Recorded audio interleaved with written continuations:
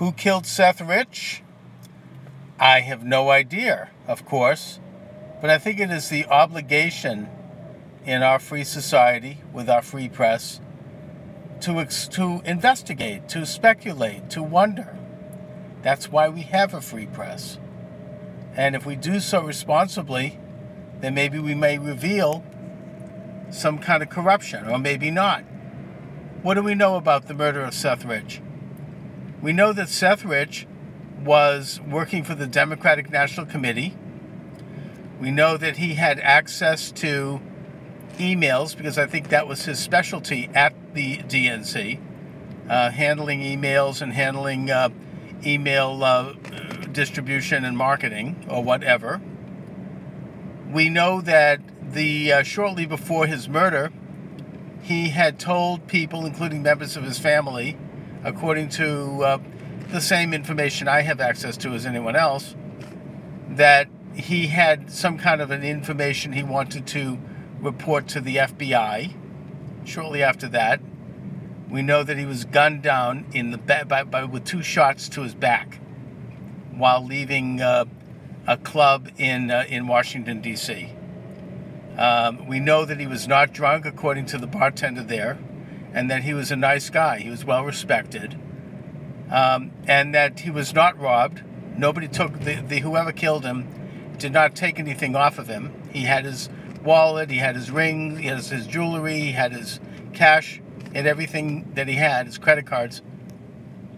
And we know that about a week after his murder, the whole file of stolen emails from the DNC appeared on the WikiLeaks site, which led to the resignation of the DNC chairman, Debbie Wasserman Schultz, and which was very condemning of the DNC in terms of the allegations that had been circling that they had tried to fix the primaries against Bernie Sanders. It appears that Seth Rich was a Bernie Sanders partisan. But we don't know who killed Seth Rich. We don't know who assassinated Seth Rich, if it wasn't a political assassination, which there is evidence that it was. And that evidence I've just gone over. We know that Julian Assange, while he cannot reveal and does not reveal the sources of the emails, he has all but said that it was Seth Rich. He has said it was not the Russians, and he has offered an award of $25,000 to anybody who could provide evidence toward uncovering Seth Rich's murderers. We know that there was this filmmaker who was handling emails for WikiLeaks that allegedly Seth Rich had turned the emails over to, allegedly I say, and that he was murdered. And there were other circumstantial events and evidence around this murder that indicate that Seth Rich was the leaker at the DNC. We also, recently there was an investigator who made the direct charge that he believed, even though he didn't see it, that the emails from WikiLeaks were on Seth Rich's laptop, which he thinks is either in the possession of the FBI or the D.C. police, and that he said that he spoke with D.C. police investigators who told him that they were told to stand down from the investigation. Now, those are allegations made by this one private investigator. No substantiation. And since he made those allegations, he has stopped speaking about it. So, and the family has asked him to stop speaking about it, so that's not confirmed.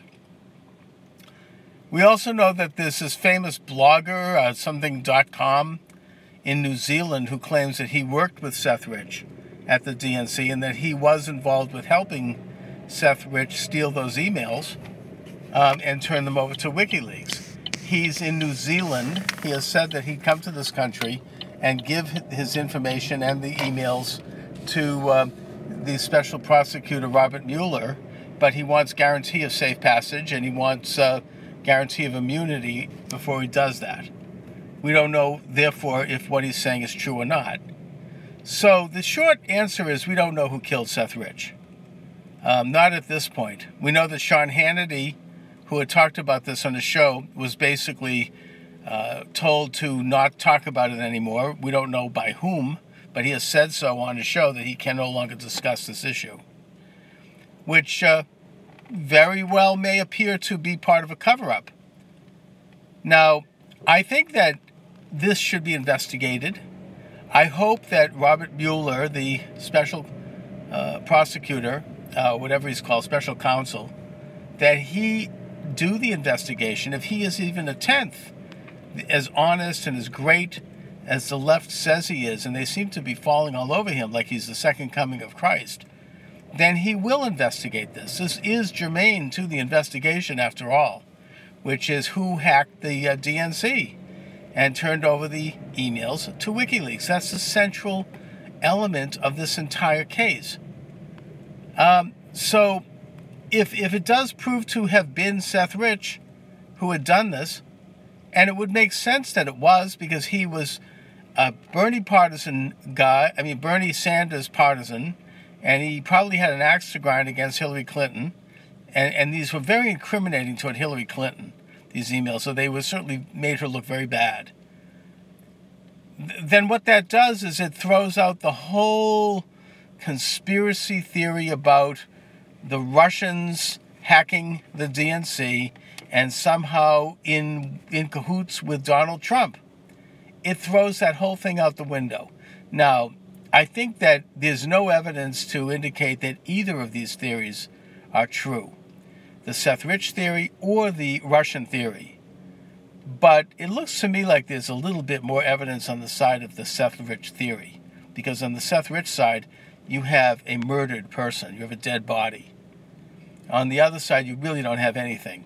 Now, Dianne Feinstein, the head of the Senate committee investigating the Russia connection, and even Maxine Waters, who is Trump's most virulent enemy in the Congress, they have admitted that there's no hard evidence to indicate that the Trump campaign had anything to do with any of this. So given the fact that there's now a special prosecutor, I think that in order to get to the bottom of it, they have to look at Seth Rich. I personally believe, and again, this is not proven, it's my opinion, that Seth Rich was the leaker, and that this very well was why he was murdered. And I think that if that is uncovered, that's going to blow the whole thing wide open.